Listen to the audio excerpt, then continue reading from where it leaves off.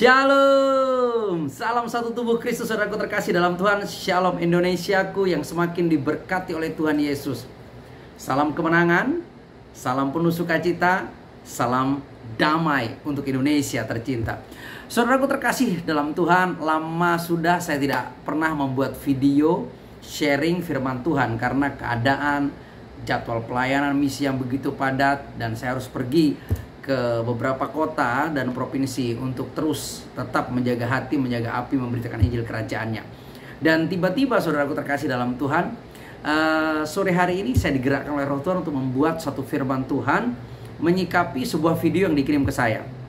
Ada seorang saudara seiman di dalam Tuhan Yesus dari kota Semarang mengirimkan kepada saya potongan video waktu saya dengan saudari Mikana dan rekan-rekan yang lain hadir dalam live TikTok saudari Mikana terkasih. Dan pada waktu itu ada seorang saudara dari Muslim yang naik di room TikTok saudari Mikana. Dan setelah itu kami sharing tentang pakaian, ya, tentang hal yang lahiriah bukan yang roh. Dan setelah itu kami memberikan penjelasan yang sederhana dan pada akhirnya beliau bisa menerima apa yang kami jelaskan. Nah, saudaraku terkasih dalam Tuhan, video ini khusus saya ingin sampaikan kepada seluruh saudaraku terkasih seiman, orang-orang Kristen dimanapun berada. Saya ingin mengajak kita semua untuk terus hidup dalam roh dan kebenaran, karena hanya itu yang bisa mengajar kita mengenali Yesus Kristus Tuhan dengan benar. Dan saudara-saudaraku, agama-agama lain, coba direnungkan bahwa agama sesungguhnya hanya mengajar kita mengenal secara pengetahuan tentang ketuhanan, bukan secara personal, terlebih secara roh. Nah, di dalam Injil Yohanes pasal yang keempat, ayat yang ke-23 dan 24 firman Tuhan berkata begini.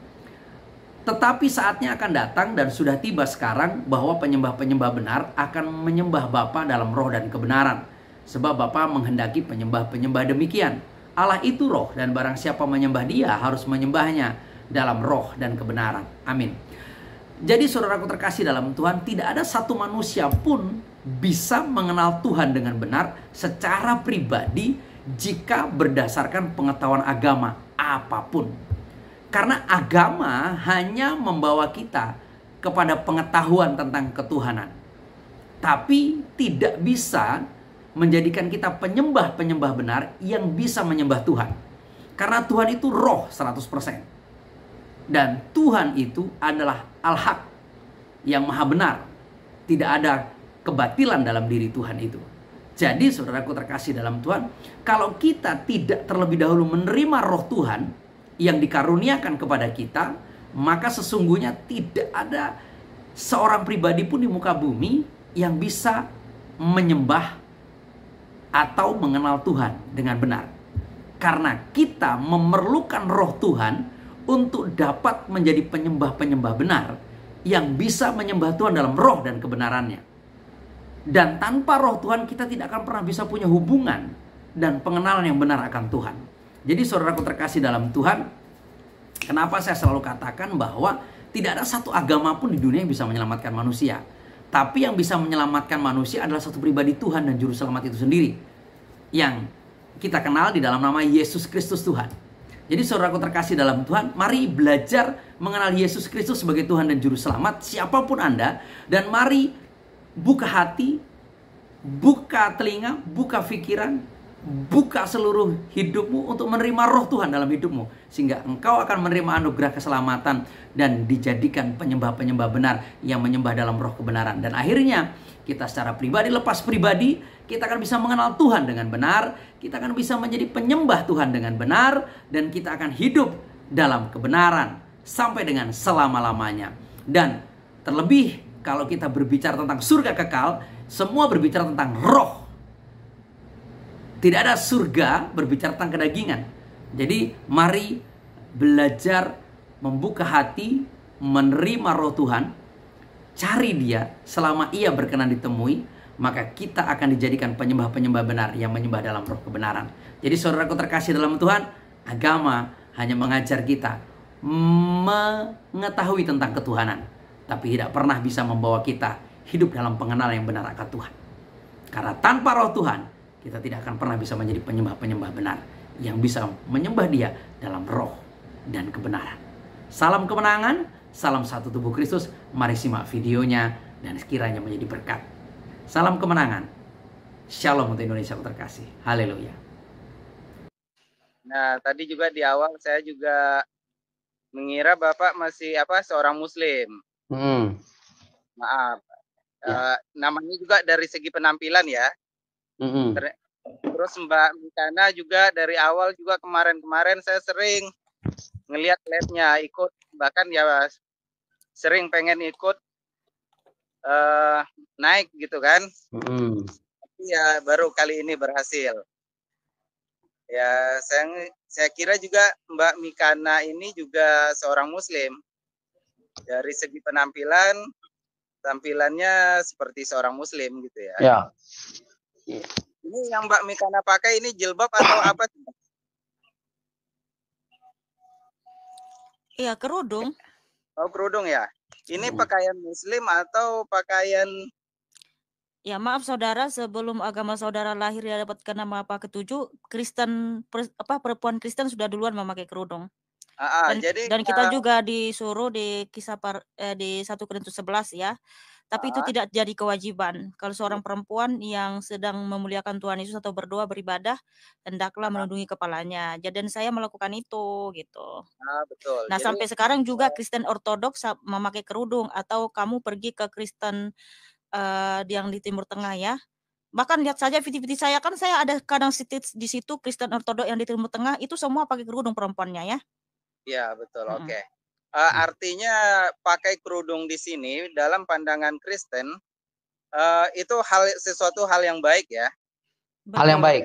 Betul. Baik. Ibaratnya nih kalau kita di Muslim ini sesuatu yang berpahala ya, dianjurkan. Ya enggak Pak Tambunan? Enggak. Jadi begini. Jadi gini, saya luruskan.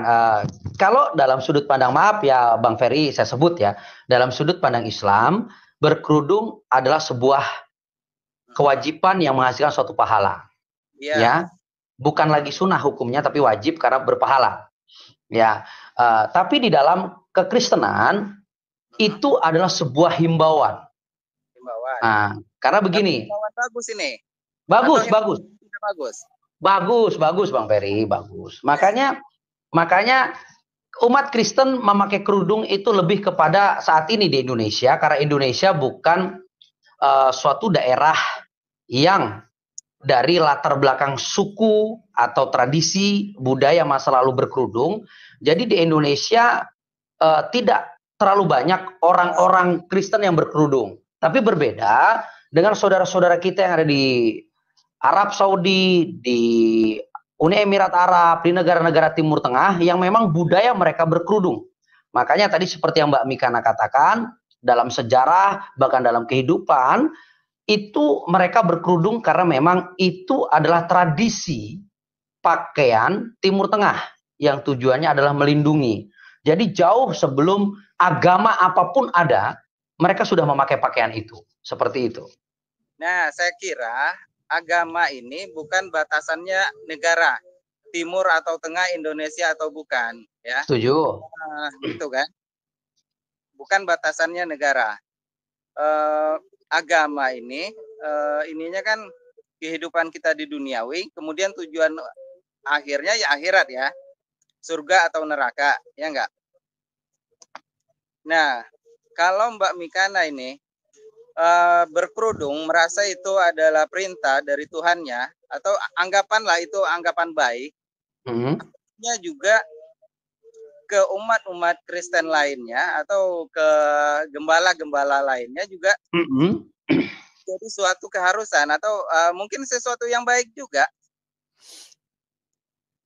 Oke. Mikana, Inang Bau dulu yang nanggapi atau saya? Monggo Inang Bau. Amang bawa aja, silakan. Oke, saya tanggapi baik. Baik saudaraku Ferry, terima kasih. Jadi ini suatu hal yang baik, tapi kembali lagi di kekristenan itu bukan suatu keharusan.